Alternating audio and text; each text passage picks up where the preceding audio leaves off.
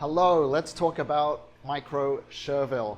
So Chervil is a herb that you've probably had it, but you might not have recognized it. Often used in French cuisine, really popular as a part of a feed help, like just topping that you might put on omelette or use in other kind of French dishes. But micro Chervil has an even more sort of like pretty kind of strange appearance. You know, you'll see this guy in front of me. I just want to figure out how old this is. Or how many days it's been growing. Yeah, it's been growing for just over 2 weeks, right? So 2 weeks growth here. You'll see it's a couple of inches tall, and you'll see some really interesting characteristic leaves from these. So almost like a little bamboo forest there, right? You've got this slightly lighter green color on the stem. You'll see the cotyledons, which on Chervil are going to be these longer, thinner leaves, really nice and pretty. And then as the characteristic leaves come out, you'll see more of a serrated edge there.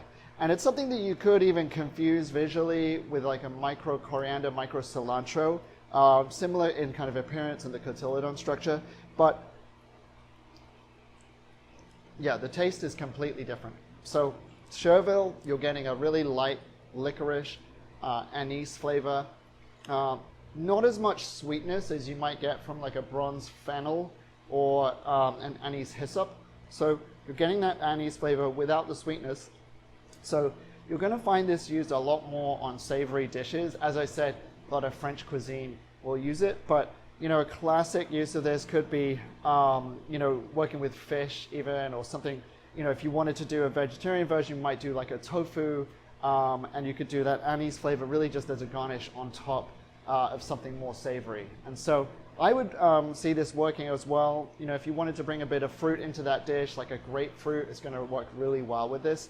But try it out. It's a great way of introducing an anise flavor to a dish in a really light, precise kind of way.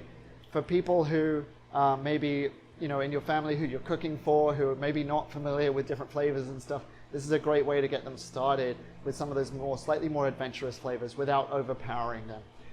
Micro Chervil is something that we're going to grow in our flood and drain system. So the system's behind me here. You'll see all these stacked layers.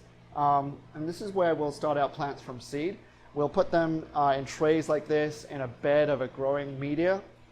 And then the seeds will get that water onto them and off of them, be able to oxygenate, be able to bring in those nutrients and grow pretty fast. As you can see, within a couple of weeks, you get something like this. If you're growing these kinds of things at home, pretty easy to get started as well. Micro Chervil, I would say, you've got to be careful not to plant it too densely. Still tasting that, it's really good.